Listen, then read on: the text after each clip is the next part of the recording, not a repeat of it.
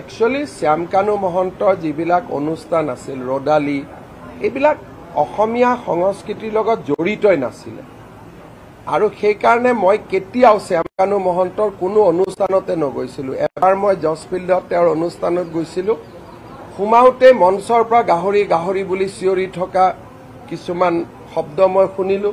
তেতিয়া মই দেখিলো ইয়াত বিহুৰ লগত কি সম্পৰ্ক আছে। মই গেটৰ পৰা ওলাই গুচি আহিলো। গতিকে মই মোৰ সমস্ত পলিটিক্যাল কেৰিয়াৰত এবাৰ তেওঁ পাতা দিল্লীত অনুষ্ঠান এটা গৈছিলো 8 বছৰ আগতে।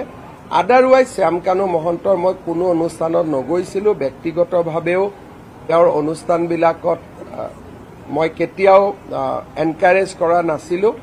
সেইকাৰণে আৰু জুবিনক লৈ যিখিনি ঘটনা হ'ল, ৰাজ্য চৰকাৰে সিদ্ধান্ত লৈছে যে শ্যামকানু মহন্তৰ কোনো অনুষ্ঠানত ৰাজ্য চৰকাৰে ফাণ্ডিঙো নকৰে, জড়িতও হৈ নাথাকে আৰু অসমত আমি তেওঁক কোনো অনুষ্ঠান কৰিব নিদিওঁ।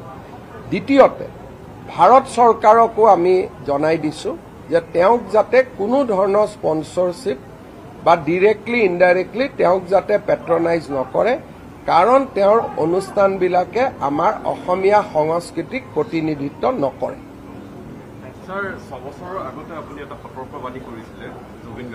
চব এই গোটেই ঘটনাবোৰ 6 বছৰমান আগৰ পৰাই মোৰ চকুত আছিল আৰু আপোনালোকে যদি মোৰ বাইট দেখে, মই সদায় কৈ আহিছিলো যে জুবিন এটা ডাঙৰ সম্পদ, কিন্তু একাংশ লোকে জুবিনক নিজৰ ব্যক্তিগত বিভিন্ন, আমি সহজ সৰল ভাষাত কম যে ফাইদা উঠাবৰ কাৰণে ব্যৱহাৰ কৰা মই দেখিছিলো। জুবিনক মই ব্যক্তিগতভাৱেও কৈছিলো আৰু দুই এটা সামাজিক মিটিঙতো মই কথাবোৰ কৈছিলো। কিন্তু এটা কথা লগতে মই কৈছিলো যে জুবিনৰ আমি সাধাৰণ মানুহৰ লগত তুলনা কৰা উচিত নহয়। সাধাৰণতে আৰ্টিষ্ট মানুহবিলাকৰ ব্যৱহাৰ সাধাৰণ মানুহৰ দৰে নহয়। তেওঁলোকৰ চিন্তা ভাৱনা অলপ ওপৰত থাকে, বেলেগ ধৰণে থাকে আৰু মোৰ জুবিনৰ ওপৰত মই দিয়া কেইবাটাও বক্তব্য তেখেতৰ জীৱিত কালত সামাজিক মাধ্যমত বা বিভিন্ন ধৰণে উপলব্ধ। আপোনালোকে গোটেইকেইটা পঢ়িব পাব আৰু জুবিনৰ প্ৰতি মোৰ মনৰ যিটো ভাৱ আছিলে সেইটো আপোনালোকে বহুত ক্ষেত্ৰত দেখিছে।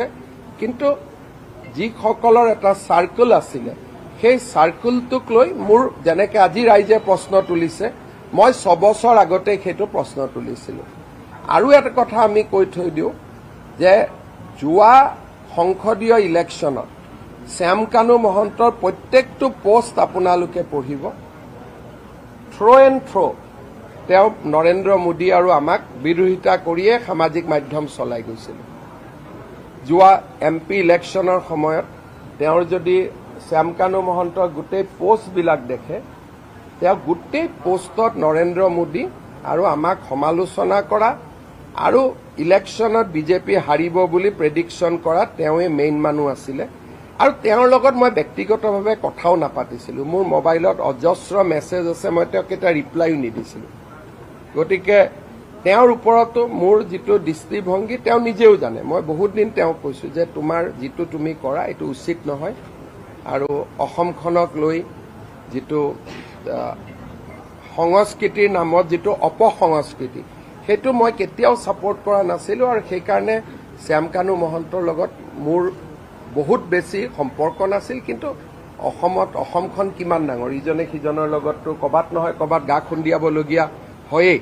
কিন্তু শ্যামকানু মহন্তৰ ৰঙালীয়ে হওক, নৰ্থ ইষ্ট ফেষ্টিভেলে হওক, এইটোৱে অসমক প্ৰতিনিধিত্ব নকৰে। এটা কমপ্লিট বিজতৰীয়া সংস্কৃতি এটাক তেওঁ আগুৱাই লৈ গৈছে।